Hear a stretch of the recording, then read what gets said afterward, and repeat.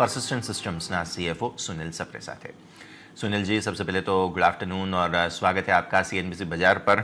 और सबसे पहले तो अच्छे नंबर्स पोस्ट किए हैं आपने। जो भी चिंता, जो भी टेंशन ग्लोबल थी और जो भी हम देख रहे थे कि आईटी कंपनी की जो आय हैं, रेवेन्यूज़ हैं, वो कम होंगे ऐसे आसार लग रहे थे, उसके सामने सब जगह से अच्छा परफॉर्मेंस है। आपके भी हम देख रहे हैं, रेवेन्यू स्टेबल ग्रोथ दिखा रहे हैं। ओवरऑल नंबर सर कैसे देखे आपने? यहाँ से चर्चा की शुरुआत करते हैं सुनील जी। जी तो आपने सही कहा कि जो ग्लोबल एनवायरनमेंट है और मैक्रोज हैं तो वो लगातार कई क्वार्टर्स से चैलेंजिंग हैं।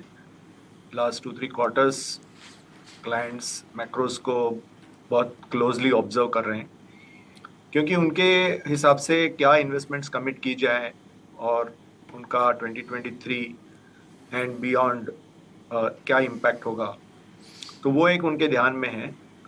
फिलहाल ये क्वार्टर की बात करेंगे तो आपको पता है कि ये थोड़ा सा सीजनली वीक क्वार्टर रहता है इंडस्ट्री के लिए। बिलिंग डेज कम रहते हैं और फरलोस का भी इम्पैक्ट रहता है। तो इसके लिए आपने देखा होगा हमारा सर्विसेज रेवेन्यू जो है वो इस क्वार्टर 3% से बढ़ा है, लेकिन हमारा आईपी रेवेन्यू लास्ट क्वार्टर भी बढ़ा था और ये क्वार्टर भी उसके लिए स्ट्रांग रहा है। आईपी रेवेन्यू 8.6% से बढ़ा है और ये दोनों को मिलते हमारा टोटल रेवेन्यू जो है उसमें 3.4% का डॉलर ग्रोथ है और कांस्टेंट करेंसी में 3.5% का है। अभी इसमें ये मेन चीज़ है कि हमें डिमांड एनवायरनमेंट को ध्यान में रखते हुए जो हमारी रिलेशनशिप्स हैं कस्टमर के साथ, उनके बिजनेस में क्या चैलेंजेस है और उनके साथ प्रोएक्टिवली काम करके बिजनेस बढ़ाना होगा। जो नॉर्मल 21 और 22 फर्स्ट हाफ में जो ट्रेंड था कि जो सारे कस्टमर्स रेवेन्यू एक्सेलरेशन को लेके आईटी स्पेंड बढ़ा रहे थे, क्लाउड माइग्रेशन हो या डिजिटल ट्रांसफॉर्मेशन हो, अभी जो फिलहाल पैटर्न है वो रेवेन्यू एक्सेलरेशन में थोड़ा कम ध्यान है उनका और ज़्यादा कॉस्ट ऑप्टिमाइजेशन पे ध्यान है। एट द सेम टाइम जो उन्होंने स्पेंड किया है उसमें कैसा रिटर्न ऑन इन्वेस्टमेंट वो पा सके, उसमें क्लाइंट्स का ज़्यादा ध्यान है। और ये दो चीज़ों को लेके अगर हम क्लाइंट्स के साथ काम करेंगे तो डिमांड एनवायरनमेंट वो पैटर्न से अभी भी बरकरार है। इसके लिए आपने देखा होगा जो हमारे डील विन्स हैं वो काफ़ी स्ट्रांग आए हैं। 440 मिलियन का टोटल टीसीवी बुकिंग है ये क्वार्टर में। पहले रेंज हमारा 350-375 के रेंज में रहता था और ये क्वार्टर फिलहाल ऑफकोर्स रिन्यूअल्स ये क्वार्टर में आते हैं तो सीजनली स्ट्रांग क्वार्टर वैसे भी रहता है Q3 में, क्योंकि वो Q4 रहता है यूएस क्लाइंट्स का। So these are the overall, trends that would help you get a perspective. Clearly. अब सर मुझे सेक्टर के हिसाब से थोड़ा सा समझना है सर, बिकॉज हम देख रहे हैं स्पेंडिंग में थोड़ा सा कमी, कटौती या कहें कि ब्रेक ज़रूर लगा है, लेकिन पर्टिकुलरली कौन से सेक्टर ऐसे देख रहे हैं कि जहाँ पर सबसे ज़्यादा थोड़ा सा प्रॉब्लम देखने मिल रहा है अभी फ़िलहाल स्पेंडिंग में? सो ब्रॉडली आप देखेंगे, अगर क्वार्टर ऑन क्वार्टर देखेंगे, ये क्वार्टर में बीएफएसआई का जो वीकनेस रहता है वो मेनली बिलिंग डेज और फॉलोज के चलते रहता है, लेकिन उसमें भी we have been able to grow BFSI revenues. हमारा जो बीएफएसआई प्रेजेंस है across different lines of business और sub verticals within BFSI है, चाहे कॉर्पोरेट बैंकिंग लो, रिटेल बैंकिंग लो, इन्वेस्टमेंट बैंकिंग लो, एनबीएफसीज लो, फिनटेक्स लो, तो ये सारी चीज़ें हैं जिसमें हमारा ग्रोथ अपॉर्चुनिटीज अभी भी है। थैंकफुली हमारा एक्सपोजर जो मॉर्गेज बिजनेस, जिसमें यूएस में काफ़ी वोलेटिलिटी आई थी because of the interest rates, उसमें हमारा एक्सपोजर बहुत कम है। इसके लिए हमारा बीएफएसआई बिजनेस भी ग्रो हुआ है। नेक्स्ट वर्टिकल जो हमारा है वो हेल्थ केयर है। हेल्थ केयर में भी आपने देखा होगा 3.1% की वृद्धि आई ये क्वार्टर में, क्वार्टर ऑन क्वार्टर ग्रोथ जो है। तो health care companies are long term oriented companies.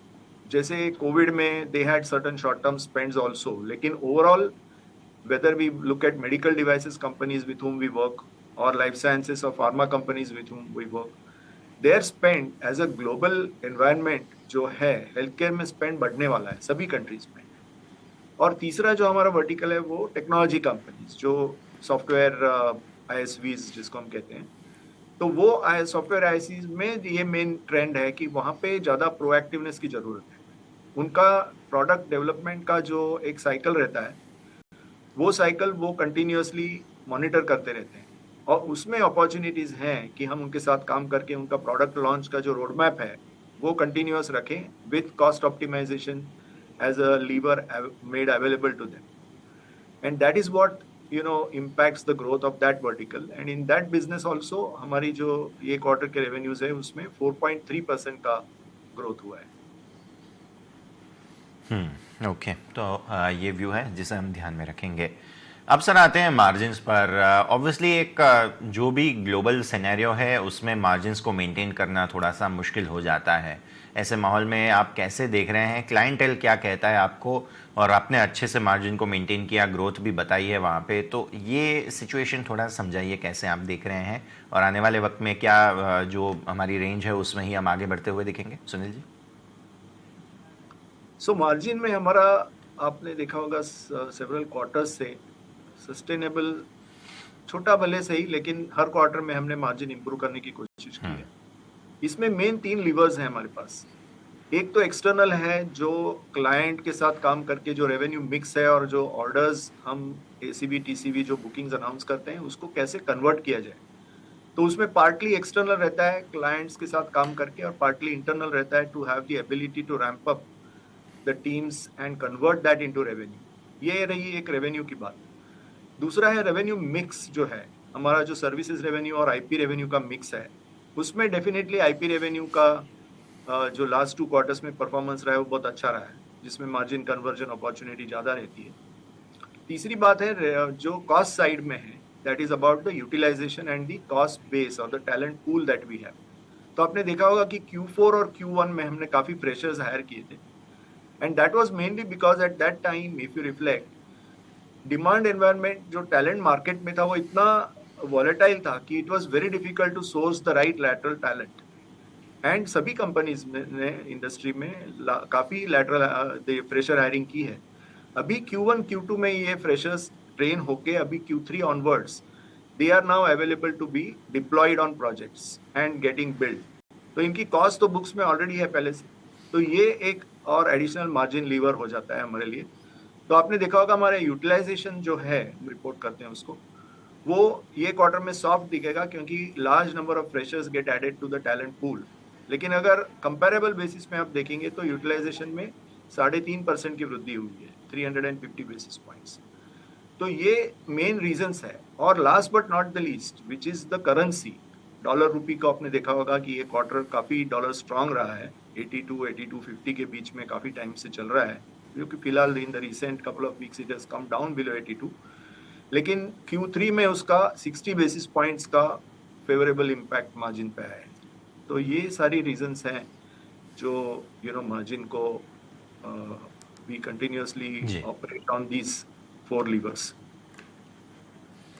बिल्कुल सर। अब आते हैं अट्रिशन के सिस्टम पर। अभी फिलहाल जो देख रहे हैं पूरे इंडस्ट्री में जो सिस्टम है, और जो ले ऑफ भी हुए बड़े बड़े कंपनी वगैरह में, तो ऐसे माहौल में ऑब्वियस सी बात है कि ले ऑफ जो है वो कम होते हुए दिखने मिलेंगे। एट्रिशन जो है वो कम होते हुए दिखेंगे, और आपके वहाँ पे भी अच्छा एक सुधार आता हुआ दिखा है।